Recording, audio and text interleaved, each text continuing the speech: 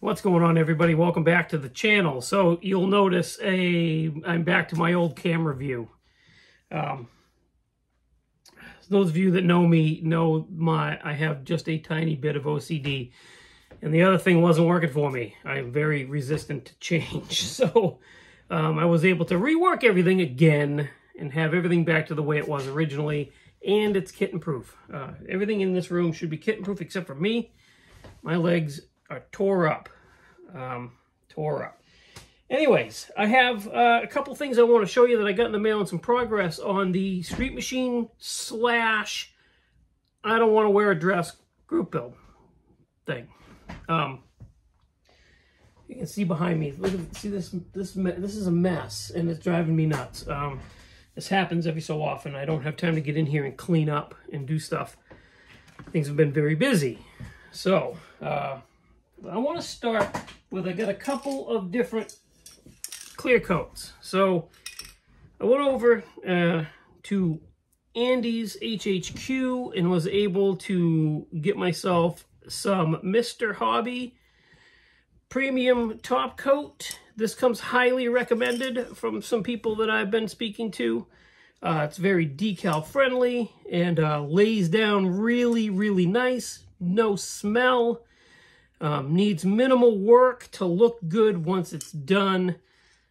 So I thought I would try this. But this also came highly recommended from those same people. Mr. Hobby, Mr. Super Clear UV Cut Gloss. This one might not be as friendly to decals as this one is. But we're going to try these. We're going to try these both and see how they work.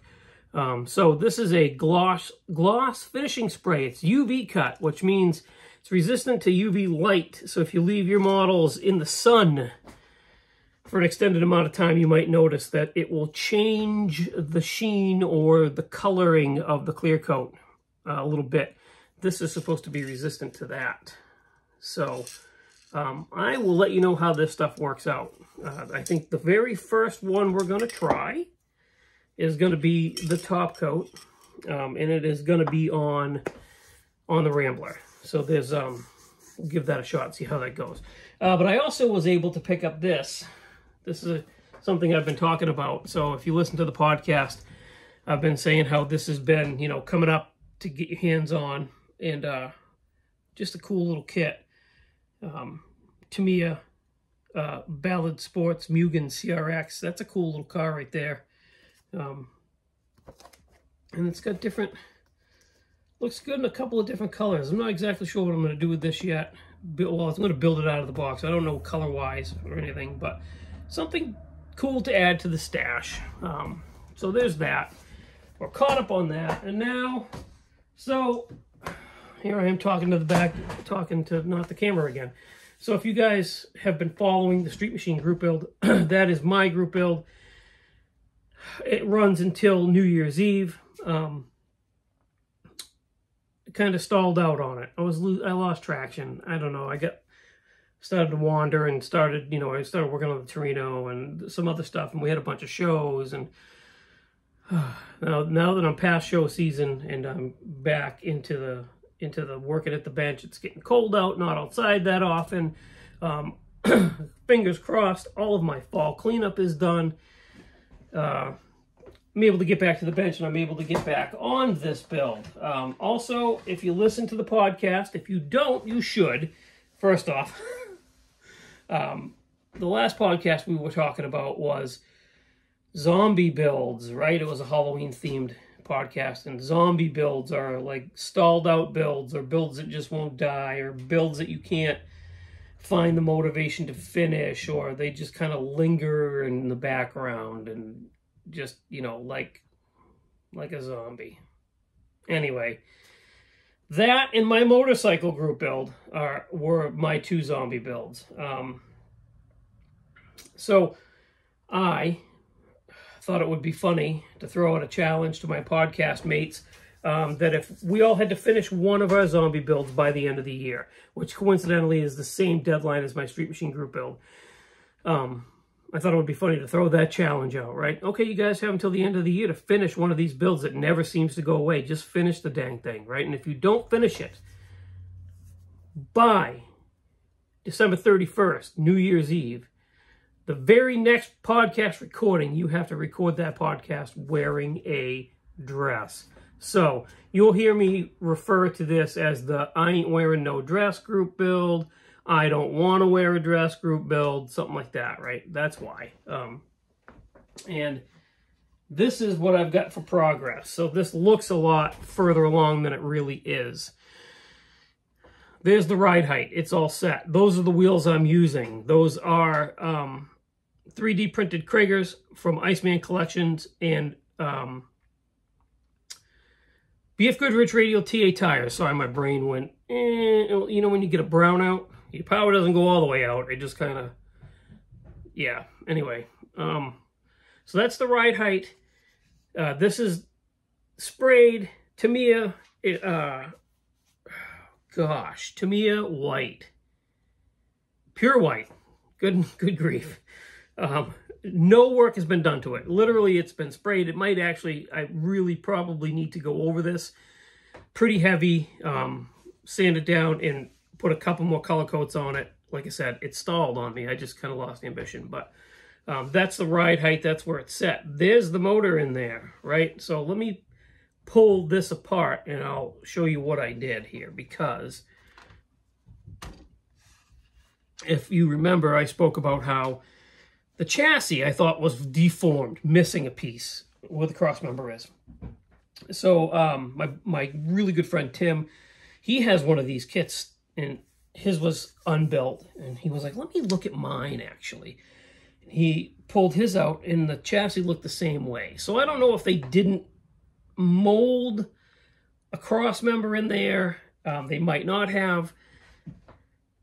I'm told, I don't have a lot of experience with Johan kits, but I'm told that it might have been not there because this huge plastic axle used to go through the whole thing, right? Used to go through the whole front of the car, through the motor, everything. That's what kind of held it there. So we got rid of that too. So let me start with taking this out. So this is an MCV Products 440 that we're putting together. Okay, it's painted with Chevy engine orange, actually, but it's close enough. So we got that going. We'll talk a little bit about that once I get further along on detailing the engine. But let's see. So the axle and the wheels. This stuff is white glued together just so I can test fit stuff, right? Never used to do that until I had a conversation with BG, and he was like, I do that all the time. Okay, so I started. He's right. It's cool to be able to white glue stuff together and test fit everything. Okay, so that's that. Then we take the body off the chassis. There's the interior tub. Nothing done to it yet, right? That there. Okay. So there's the front end. All right. I don't know. I'm sure it's not correct. So you AMC aficionados don't have to like go off the deep end thinking that's not right. That doesn't look right. I'm sure it doesn't. It's just there for my eye. But I made the front cross member going across out of scrap styrene. Don't even know what that was, to be honest with you. But used some styrene rod, not rod, styrene, this stuff, square stock. Struggling today. It's Friday. Made the 2 engine mounts for the motor to sit on. Also, the transmission mount was all kind of wonky and screwed up and real thin, so I made one there. So the engine sits in there. It sits level. It's going to sit right where I wanted it in the engine bay. Then I took basically what I did was I took the pieces. This is all white glued together, so it's going to be hard to see. But these are the pieces that slide into the chassis where your axle goes through, right? So we got those in there. And then I took the axle and slid it through it's glued on the other side and then just cut off behind the motor mounts. So it looks like that. Nobody is ever going to see any of that. That is all going to get painted the chassis flat black. Just did all of that just so A, I could put that MCV 3D motor in there, and B, there was something there for me to look at with that cross member. I'm weird. My brain doesn't work the way most people's do. I don't know what to say, but I probably could have figured out another way. I could have built a box stock and it would have been just fine, but not for me. So there, geez Louise, that's it. We're caught up. So it's Friday. I've got my model club meeting tomorrow, and then back at the bench Sunday, hopefully to get some more done on this, because I ain't wearing no dress. Bet on that. Okay, so you caught up. Thank you for watching. Thank you for subscribing.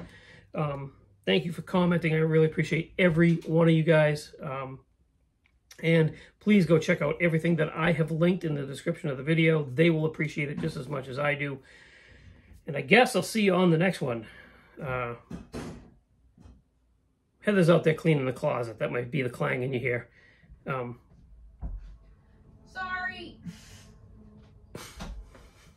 I'll talk to you on the next one. Have a good one, guys.